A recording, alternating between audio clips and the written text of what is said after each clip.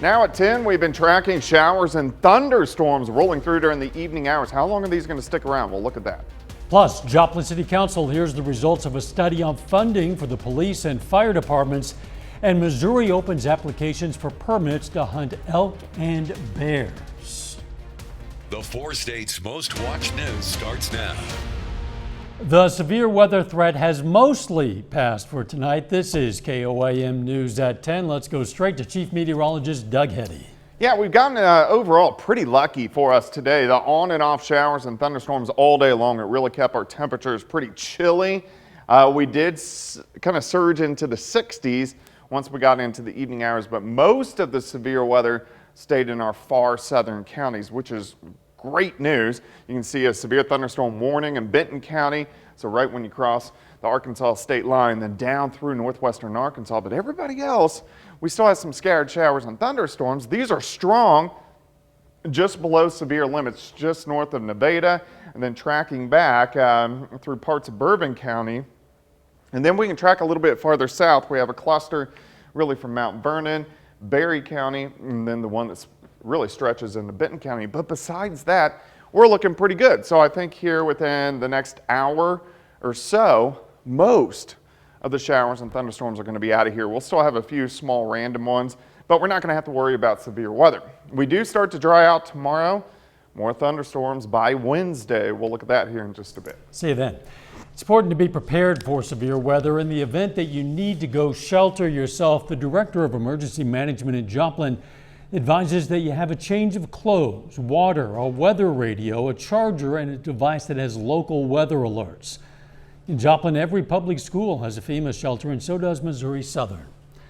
Pittsburgh has no community shelter, so the city is reminding residents about its policy for activating tornado sirens. The first step for the city's sirens to activate is a tornado warning issued by the National Weather Service. From there, the city must either be believed to be in imminent danger or in close proximity of storms where a tornado was spotted by trained weather spotters. You can be the first to know about severe weather impacting your community through the KOAM Skywatch weather app. It's absolutely free. It's available in the Apple App Store and the Google Play Store. You can also find severe weather-related resources like shelters and road conditions in your community through our website. That's KOAMnewsnow.com. Joplin City Council tonight saw a presentation based around a study on ways to improve hiring and retention for the police and fire departments. The plan recommends a few solutions. The first is additional staffing, also allowing more friendly schedules and increasing pay. Under the plan, each level of employee at both departments would see at least a 10% pay raise. To pay for the changes, the plan recommends an increase to property taxes. That property tax increase would need to be approved by voters. Joplin Fire Department is looking to fill some positions, and they're changing some of their hiring policies to do it. Fire Department put out a Facebook post calling for people to apply to be firefighters. In the past, the department required certain training and certifications as a prerequisite for employment. Now the department is taking a different approach to bringing in new recruits. Well, our hope is that we can, market ourselves to the community, to those individuals that are, they're looking for something different. They're not sure what they want to do. They know that there's something bigger than themselves. They know they want to be a part of that. And those are the individuals that we want to find. The note says the new policies mirror existing policies for the Joplin Police Department, which will now include paid training for newly hired firefighters. Authorities in Cuapa, Oklahoma arrest a suspect accused of shooting a man over the weekend. Saturday morning, police responded to a call of a shooting in the 400 block of South Chestnut in Cuapa. When officers arrived, they found a man with a gunshot wound to the chest. He was taken to the hospital and survived. Authorities later arrested 48-year-old Mark Dougherty for the shooting. Dougherty is charged with first-degree attempted murder and possession of illegal drugs. Missouri hunters can now apply for permits for the upcoming black bear and elk hunting seasons. Reporter Lauren Schwenker spoke with the Missouri Department of Conservation about the registration process. can now apply for the upcoming black bear and elk hunting seasons, both of which are new to the state in the past few years. It's the third year we've had an elk season in Missouri. Second year we've had a bear season in Missouri. Both seasons went very well. They're a sign that both the elk population and bear populations in Missouri are thriving. Through the month of May, hunters will apply to win a chance to hunt both animals through random selection. It costs $10 to apply, and the winners will be announced on July 1st. The Missouri Department of Conservation says populations for both elk and bears are doing well, so hunting them is safe with the regulations in place. We have a population of 257. 5 elk can easily be absorbed in this population of 257. Same thing with the bear season.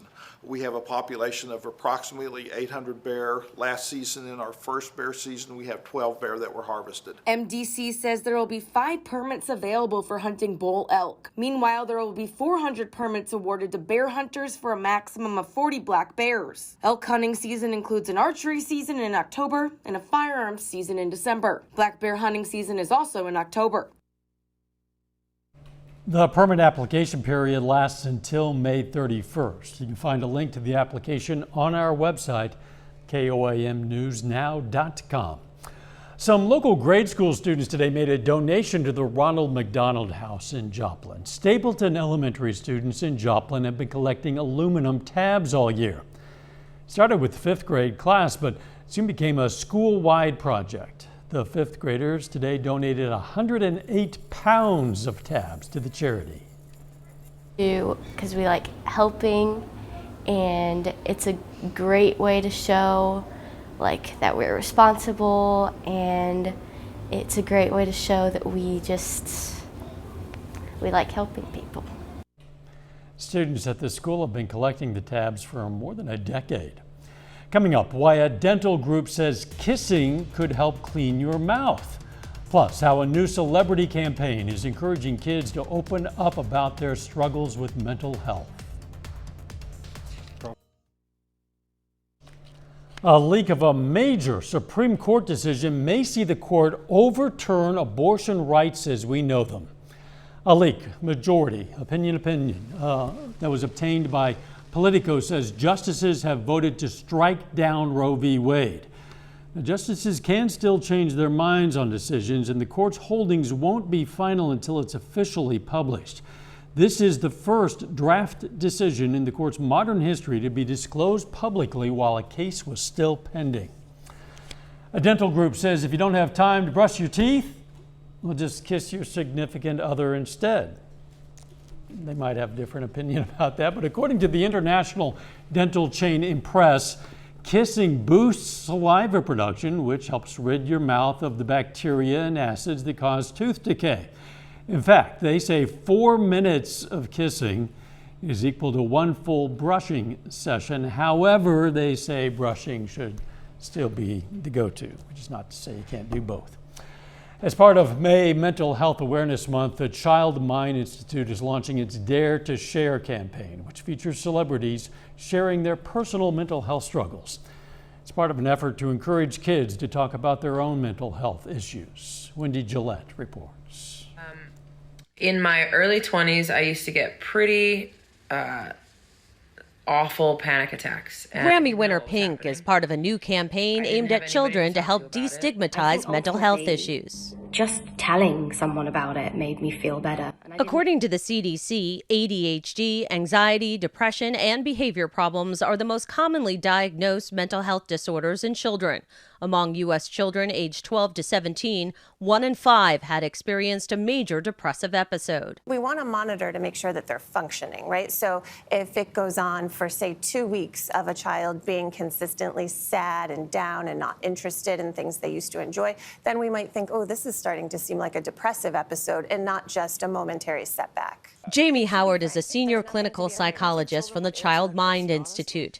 She says when talking to children about mental health, parents shouldn't jump in with solutions. They should ask open-ended questions and continue checking in. With empathy and earnestness, ask, so tell me what's going on. I've noticed you haven't been spending time with your friends lately, or I've noticed your grades seem to be slipping. And don't jump to sort of reprimanding them, but say, what's going on? Mental health experts also say parents shouldn't be afraid to broach the topic of suicide with their kids. since it is a leading cause of death among teenagers.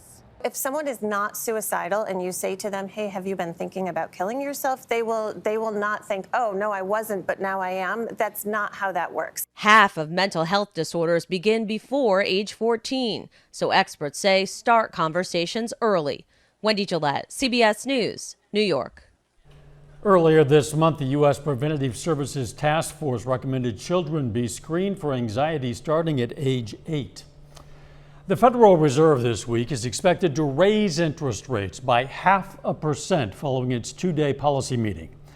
It would be the first hike greater than a quarter since 2000 as the Fed ramps up its fight against inflation. Increases to interest rates make borrowing for things like homes and cars more expensive. Amazon ends its paid COVID-19 sick leave policy. Employees will now get 5 days of excused unpaid time off for a confirmed COVID-19 diagnosis.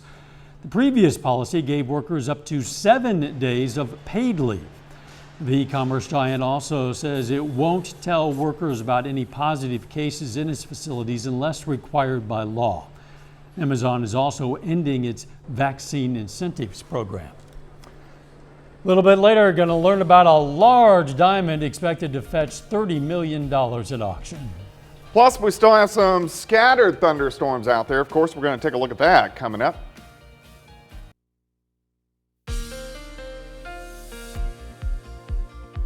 All right, we've had scattered showers, thunderstorms all day long, some strong, some low-grade severe, but we did not have to worry about any tornadic activity across the region. Of course, the highest percentage that for tornadic activity was north central Oklahoma, and then it kind of trailed off once it got into northeastern Oklahoma. Thankfully, we didn't have to worry about that. Now, just south of the region, Tulsa, they had tornado warnings all the way down into eastern parts of Oklahoma. But right now, none of us are under a tornado watch, which is great. We are going to have to deal with some scattered thunderstorms over the next couple hours. You can see one cluster in northern counties, one cluster in our southern counties, Pittsburgh, Joplin, Miami, all looking pretty good at this point in time. But this is an intense cell. It's strong. It's right below severe. So we're looking Bourbon County, so heavy amounts of rain, stretching east, northern parts of Vernon County. This is slowly moving off toward the north and to the east, but some heavy amounts of rain. So let's track south. Here's the metro. Looks pretty good. Head farther east, Mount Vernon, just outside of Branson, Cassville, Monette, Aurora, and then a pretty intense storm once you get down into Benton County, Arkansas, a severe thunderstorm warning, but nothing tornadic. And these are mainly going to be out of here in the next hour or so. And then we look pretty good as we go through the rest of the night. It is wet. Indigo Sky Casino and Resort, of course, Indigo, just outside of Seneca, Missouri. Temperatures, they were chilly today. This played a huge factor. Look at this. We sat in the 50s all day long. We finally, once our warm front got closer to us, kind of soared up into the mid-60s, but it was just too late. We couldn't get the atmosphere unstable enough, which most of you are okay with. Temperatures now still sitting into the mid-60s. Here's our cold front right out across southeastern parts of Kansas. This is going to shove on through, and this will drop our temperatures as we go through the overnight hours tonight. So you can see the wind switching out of the south, now switching out of the northwest. So this means kind of cool as we go into the daytime hours tomorrow. All right, storms exit, clouds stick. We drop back 49 or 50 for an overnight low. We have clouds in the morning, a little bit of sunshine during the afternoon, a chilly May day. 55 in the morning, only 61 during the afternoon. Chilly again tomorrow night, near 50. Here come the clouds again. Let's go into Wednesday. Scattered thunderstorms across the region. Not severe, but very similar to what we saw today. Just periods of showers and thunderstorms on and off all day long. As we get into the evening, here's 5:30, our instability will kind of rise, very similar to today. So some of these storms Wednesday night could be strong, possibly low-grade severe, lasting into Thursday morning, and then these will be out by Thursday afternoon. But we could pick up, especially with that system, some very heavy amounts of rain. A lot of areas could pick up 2 or 3 inches, which most of us do not need. Our ground is very saturated, especially after the heavy amounts of rain we saw Friday night. All right, 61 tomorrow, 67 Wednesday, 71 Thursday. Heading into Mother's Day weekend, looking pretty good. Severe threat returns Monday. It'll be nice to have a beautiful Sunday for Mother's Day. Yes, the moms will like it. You bet. So will the kids and the dads. Thanks, Doug. Here's a look at our tower camera, sponsored by R.E. Smith Construction, as work continues on the KOAM More Power Project. You can check it out anytime on our website. Again, that is koamnewsnow.com/power. Still ahead, we're going to hear from a pair of Frontenac High School wrestlers as they sign to continue their careers together in college. And MIAA recognition for a pair of local college baseball and softball players. Jacob Leonard has that and more up next.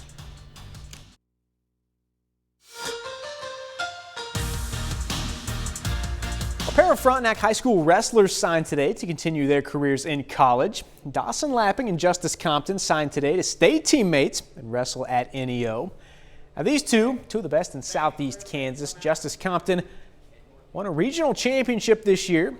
He's a 3-time state qualifier and has placed at state twice. Now, Lapping is a 2-time regional champion, a 4-time state qualifier. He's medaled at state 3 times. Both of these guys have more than 100 wins in their high school career. They're both excited to continue at a place with national championship expectations every season. Wrestling with Frontenac, we're used to winning in every sport. So just going there, the winner mindset with Coach Renfro and that coaching staff, they expect to win. They expect us to work hard. And that's what you want in a coach and a team. I feel like I could live up to their goals and their achievements. So I feel like I'll fit right in because I'll have the same goals. Coach Renfro's a winner. They got a great program and it's close to home. So it's just that extra plus being close to home with a great program. We have a couple local athletes earning Player of the Week honors this week from the MIAA. On the baseball side, Missouri Southern's Matt Miller is the MIAA Hitter of the Week. Miller definitely had a monster week. In 4 games against Drury and Missouri Western, he collected 11 hits, including 4 doubles and 2 home runs, hitting for a .647 average. And Miller drove in 12 runs in those 4 games, helping Southern go 3-1. Now, Miller and the Lions, by the way, are the 6th seed in the MIAA Conference Tournament, which means they'll go on the road for the first-round series against the 3rd-seeded Pittsburgh State Gorillas. Game 1 of that series will be Friday in Pittsburgh. The Gorillas took 2 out of 3 when these two teams met in the regular season. On the softball side, Pittsburgh State's Paxton Hayes is the MIAA Hitter of the Week. She hit .500 in 4 games over the weekend, 3 home runs and 7 RBIs. Hayes helped the Gorillas go 3-1 against Central Oklahoma and Newman. For the season, Hayes hit .400 with 13 home runs and a team-high 46 RBIs. Well, staying with MIAA softball, the Missouri Southern Lions are back in the conference tournament. They're the 6th seed and will face 3rd-seeded Rogers State on Wednesday in the first round. First pitch for that one will be around 4 p.m. The Royals and Cardinals will play a pair of games in Kansas City over the next 2 days. Tonight, though, 2 teams meet in St. Louis in a makeup game from a rainout in April. Kansas City trying to even the season series after dropping the first meeting last month. Bottom of the first, Paul Goldschmidt gets things started. Big fly to left, his 2nd home run of the season. Puts the Royals in a 1-0 hole. The Kansas City offense did nothing today, but they did play a little defense. Check out Michael Taylor here. Out in center field, robbing the home run. Great catch there. Check it out again. Dude had his foot on the wall and everything, taking the home run away. It is still 1-0. And that Royals offense I was talking about, Hunter Dozier, not his best effort there. Swinging, missing. That ends the game. Cardinals take this one today, 1-0. And that's it for sports. We're back with more news after this. Take time now to honor a local veteran. Sam Barcelona served in the U.S. Army from 1941 to 43. His hometown, Arma, Kansas, and we salute Corporal Sam Barcelona, a 4-state hero. It's one of the largest diamonds in the world. It's worth an estimated $30 million, and it's finally making a public debut, and it goes up for auction this month. Reporter Michael George got an up-close look at the rock. In a secure room at the legendary Christie's auction house, we got a rare opportunity to view a diamond so massive it doesn't seem real. Michael, this is the rock, as you see, the largest white diamond that's come up for sale at auction ever. It weighs 228 carats. The light reflecting off it is dazzling, and it's the size of an egg. If you hold it in your hand, you'll get a sense of how heavy the stone is. Can I? You want to try? Yeah, it's it really, you compared it to a chicken egg. It's both in size and weight. It's very similar. The jewel was mined in South Africa 20 years ago. The owner, who's remaining anonymous, now plans to auction it through Christie's, where some of the most famous and expensive objects in the world have been sold. We opened this at 13 million, 14 million, 15 million, looking for 16. 15 million, 16 is here with Emily. Rahul Kadakia is Christie's head of jewelry, and he'll be the auctioneer when the rock goes up for sale in Geneva, Switzerland this month. Especially when the numbers get to the 20, 30, 50, $100 million level. You know, it can get tense. There's a lot of money on the table. So the auctioneer has to make sure that the energy in the room is very positive. Kadakia has seen a lot of magnificent jewels come and go over the years, but he says the rock stands alone. For me, it's unique and irreplaceable. The brilliance of the stone, the cut of the stone, the color of the stone, the clarity. Some buyers have already expressed interest. It's estimated they'll need a cool $20 to $30 million to take this diamond home. Michael George, CBS News, New York. So if you're still looking for that perfect Mother's Day gift, 228 carats in that thing. Size of a chicken egg.